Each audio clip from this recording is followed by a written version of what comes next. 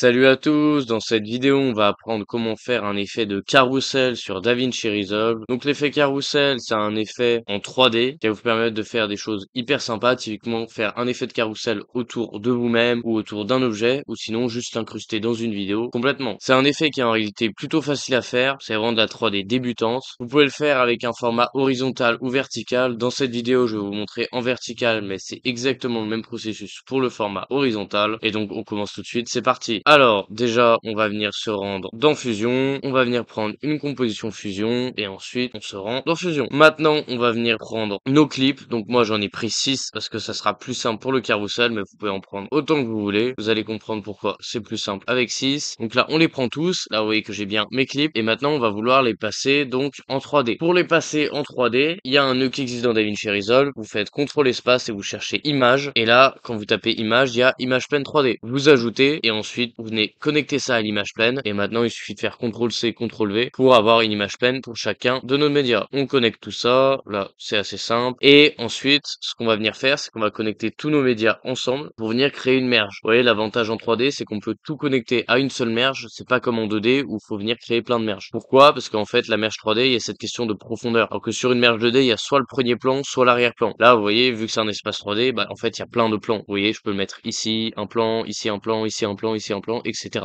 etc. Maintenant, juste un petit tuto comment se déplacer dans l'espace 3D. Alors simplement, si je viens monter et descendre ma molette de la souris, ça va monter et descendre. Si je viens faire le même mouvement avec CTRL, ça va venir zoomer. Et maintenant, si je viens maintenir Alt, maintenir ma molette et que je tourne, vous voyez, je vais pouvoir donc tourner dans l'espace 3D. Donc voilà, c'est comme ça qu'on se déplace dans l'espace 3D avec DaVinci. Et donc, une fois qu'on a fait tout ça, ce qu'on va venir faire, c'est qu'on va venir à la suite de notre image pleine chercher un nœud transform 3D. Donc pareil, on vient cliquer sur CTRL commande et là on vient chercher transform et celui qu'on va venir chercher c'est transform 3D. On ajoute et là ce qu'on va venir faire en fait ça va être changer le point de pivot. Le point de pivot qu'est-ce que c'est? C'est vous voyez ce qu'on voit dans l'espace 3D ici, la flèche verte, rouge et bleue. En fait, regardez, si je viens déplacer ici ma position, par exemple de celui-là, vous voyez que le point de pivot reste dessus. Le point de pivot là il est vraiment au milieu. Maintenant si je viens modifier mon point de pivot par exemple le reculer ou l'avancer et que je viens jouer avec l'angle, vous voyez que maintenant ça va tourner autour de ce point de pivot. Et c'est justement avec ce point de pivot là qu'on va pouvoir faire cet effet donc de carrousel. On va venir le reculer. Maintenant à combien on va venir le reculer? Ça on peut mettre pas mal de valeurs. Moi celle que j'aime bien ça va être -1. On tape ici -1 et vous voyez qu'il va venir se placer là. On pourrait mettre plus, on pourrait mettre moins. Pour l'instant on va laisser -1 et après on verra si c'est pas parfait. Maintenant une fois qu'on a ça, on va venir prendre ce transform et faire CTRL-C, CTRL-V sur tous. Comme ça ils auront tous à chaque fois le même point de pivot. S'ils ont pas tous le même point de pivot ça marchera pas. Donc là on aligne tout et une fois qu'on a fait ça maintenant on va devoir les faire tourner. Donc celui-là vous voyez je vais devoir venir bien le placer. Maintenant comment faire pour qu'il soit bien placé à équidistance? Donc ça c'est plutôt simple. Là vous voyez qu'on a 6 rushs. Donc ce qu'on va venir faire c'est venir prendre notre calculette et faire 360 divisé par le nombre de rushs. Donc là on a 6 rushs donc 6. Donc là ça fait 60. C'est-à-dire que je vais devoir dans le transform ici, dans la rotation, mettre 60 à chaque fois dans le Y. Le premier je vais mettre 60, comme ça il vient bien se décaler. Maintenant le deuxième, faut pas faire l'erreur de mettre 60 parce que ça va rester donc pareil. Là faut mettre 60 plus encore 60 donc 120. Et à chaque fois on va augmenter de 60 par rapport à celui derrière. Donc là c'était 120, donc là on va venir mettre 180. Là c'est 180, donc dans l'autre on va mettre 240. Là 240, donc dans celui-là on va mettre 300. Et le premier on n'a pas besoin de le bouger parce qu'en fait il est déjà à 0, soit 360. Et donc là vous voyez que j'ai mon carrousel qui est bien placé. Si vous voulez faire un carrousel plus serré, voilà, faudrait changer le point de pivot à chaque fois. Maintenant une fois qu'on est là, on va pouvoir améliorer tout ça parce que là vous voyez le look est rectangulaire. Si on veut améliorer le look en fait de notre carrousel, on peut venir prendre un rectangle et connecter ça au média ici. Maintenant on va mettre ça dans le viewer, la merge ici dans le viewer et là je vais venir augmenter, vous voyez, la hauteur, augmenter la largeur et là on va mettre une courbure des coins. Et vous voyez, en mettant une courbure des coins, ça va nous donner un carrousel plus stylé. Maintenant on va venir connecter ça à nos autres médias pour qu'ils aient la même forme. Donc je vais venir prendre mon rectangle et connecter ça aux différentes flèches bleues. Et donc là vous voyez que maintenant ils ont tous la même forme. Maintenant une fois que je suis là, à la suite de la merge, je vais venir chercher un render 3D. Donc ça permet de faire le rendu. Et je vais venir ensuite ajouter du glow. Là je peux augmenter le gain, augmenter la taille de lueur, une ombre portée aussi. Ensuite je peux venir prendre un background, mettre ce background en blanc et ensuite dans la merge ici venir mettre, vous voyez, dessous pour que ça soit bien dessous. Maintenant vous voyez que là le carrousel est beaucoup trop gros. Donc je vais venir dans ma merge numéro 3.1 ici, baisser la taille. Et maintenant si j'ai envie de faire des animations où mon carrousel tourne, je vais venir reprendre le transform du début, faire CTRL-C, CTRL-V après la merge. Et donc là je vais venir mettre une keyframe sur le Y, je vais venir m'avancer et là tourner. Et vous voyez comme ça là, mon carrousel va tourner. Ensuite je peux venir dans le spline, ouvrir ça, faire CTRL A, Shift S pour avoir un beau mouvement. Et ensuite P et augmenter un petit peu là, augmenter un petit peu là. là. Maintenant, dans le render, je vais venir dans paramètres et je vais venir augmenter le flou de mouvement. Comme ça, on aura du flou de mouvement en plus. Maintenant, on connecte ça au media out, on met ça là, et là, donc, on a notre effet carrousel. Là, vous voyez que je l'ai mis avec un fond blanc, mais en réalité, vous pouvez l'incruster dans une vidéo pour faire une animation. Vous pouvez mettre un objet 3D au milieu, et comme ça, on aura l'impression qu'il tourne autour. En tout cas, si vous voulez exploser votre compétence de montage vidéo et pouvoir la monétiser et vivre du montage, le meilleur moyen, c'est de rejoindre mon accompagnement personnalisé. Donc, c'est du coaching seulement avec vous et moi. Je vais vraiment vous prendre du niveau 0 jusqu'à être monteur pro et trouver vos premiers clients, créer votre entreprise, vraiment tout le processus de A à Z. Donc ça, c'est si vous voulez vraiment quelque chose de très personnalisé et seulement avec moi. Maintenant, si vous voulez progresser avec une communauté, vous pouvez aussi le faire en rejoignant pareil dans la description mon serveur Discord. Donc en rejoignant le serveur Discord, à l'intérieur, il y a une vidéo qui va vous expliquer comment fonctionne le serveur, les différents retours de membres et les différents types d'abonnements. Donc voilà, deux offres pour vous, une avec abonnement, une sans abonnement, une avec communauté, une seulement avec moi. À vous de choisir celle que vous préférez. En tout cas, si vous avez aimé cette vidéo, n'hésitez pas à liker et vous abonner. À bientôt.